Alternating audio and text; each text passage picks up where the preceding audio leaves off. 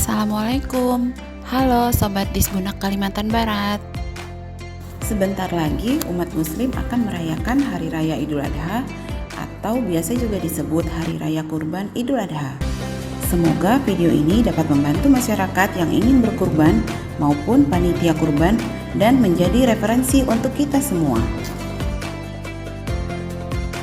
Pemerintah Provinsi Kalimantan Barat terus berupaya agar edukasi seputar pemotongan hewan kurban yang baik dapat diketahui oleh seluruh masyarakat, khususnya umat muslim Kalimantan Barat. Sehingga konsep farm to table atau pangan sehat dari peternakan hingga ke meja makan dapat dipahami dan diterapkan. Nah, yuk kita lihat apa saja yang harus kita ketahui dalam pelaksanaan kurban yang baik. Yang pertama, pilih hewan kurban yang baik. Nah, di sini masyarakat secara umum dapat menentukan dan memilih ternak dengan memperhatikan kondisi fisik, sehat, cukup umur, dan diutamakan jantan.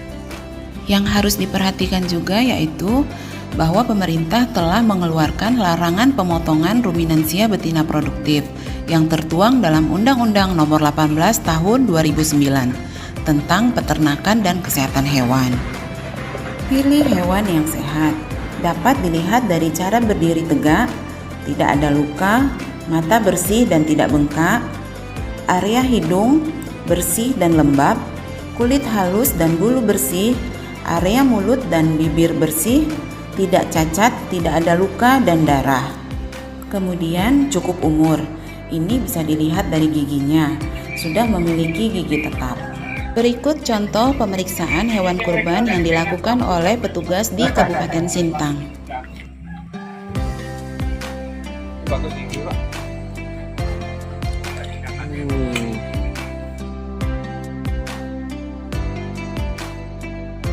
Oke, cukup umur.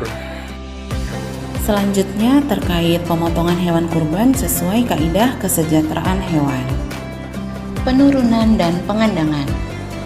Sarana penurunan tidak licin, sudut kemiringan tidak melebihi 34 derajat, dan biarkan hewan turun dengan sendirinya. Penampungan atau pengandangan memiliki peneduh untuk melindungi hewan dari hujan dan panas matahari. Istirahatkan hewan minimal 12 jam sebelum dipotong. Memiliki tempat air minum dan pakan dalam jumlah yang cukup. Namun, pemberian pakan dihentikan 12 jam sebelum hewan dipotong. Perubuhan hewan kurban. Berikut contoh perubuhan hewan kurban dengan metode rope. Buatlah lingkaran seputar leher sapi dengan menggunakan simpul kupu-kupu dengan posisi titik simpul diletakkan sedikit di bawah leher bagian atas. Pindahkan ujung tali melalui punggung sapi ke sisi lain yang berlawanan. Ujung tali dilewati ke bagian bawah sapi dan dilingkarkan pada badan sapi. Kemudian, buatlah ikatan mati tepat di belakang pundak sapi. Selanjutnya, ujung tali dipindahkan lagi ke sisi yang berlawanan hingga membentuk lingkaran kedua di bagian belakang badan sapi. Jika tali tersebut ditarik, maka sapi akan roboh. Selanjutnya berikut contoh perubuhan hewan kurban dengan metode barley. Letakkan tali di atas punggung hewan secara simetris dengan posisi bagian tengah tali tepat berada di atas pundak sapi. Kedua ujung tali kemudian dilewatkan di antara kedua kaki depan dengan menyilang di bagian sternum atau dada.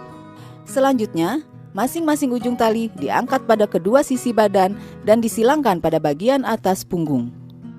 Kemudian, tali diturunkan kembali dan dimasukkan pada bagian dalam di antara kedua kaki belakang dan sternum. Jika kedua ujung tali ditarik, sapi akan roboh.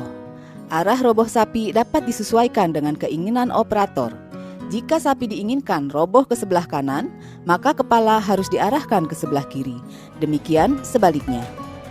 Selanjutnya, perubuhan hewan kurban juga dapat menggunakan kandang jepit. Nah, ini dapat Bapak Ibu lihat di Masjid Mujahidin Pontianak. Kemudian beberapa ahli juga ada mengembangkan teknik pinggang. Video lengkapnya dapat Bapak Ibu lihat di channel YouTube Jawara Halal Indonesia. Sedangkan untuk perubuhan kambing bisa bisa tanpa alat bantu seperti pada gambar berikut.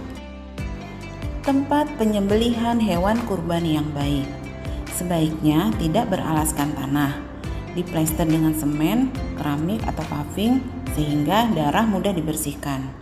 Kemudian tersedia lubang untuk menampung darah, serta tersedia balok penyangga leher. Berikut alur fasilitas pemotongan hewan kurban. Terdapat tirai pemisah antara hewan hidup, tempat penyembelihan, dan tempat pembersihan. Kemudian yang harus diperhatikan yaitu penyembelihan hewan kurban yang baik. Pastikan pisau penyembelihan terbuat dari bahan anti karat atau stainless steel. Ukuran minimal 1,5 kali lebar leher hewan. Proses penyembelihan. Pastikan telah putus 3 saluran yaitu saluran darah, makanan, dan nafas. Serta proses penyembelihan usahakan 1-2 kali sayatan. Hal-hal yang tidak boleh dilakukan selama penyembelihan. Proses penyembelihan tidak disaksikan oleh banyak orang. Hindari hewan hidup melihat hewan yang akan disembelih. Leher tidak boleh terlalu didongakkan. Dan penyembelihan tidak boleh terlalu ke pangkal leher. Dan yang terakhir, bekas sembelih tidak boleh saling bersentuhan. Hal yang dilarang sebelum hewan benar-benar mati. Menyiram tubuh hewan terutama di luka sembelihan.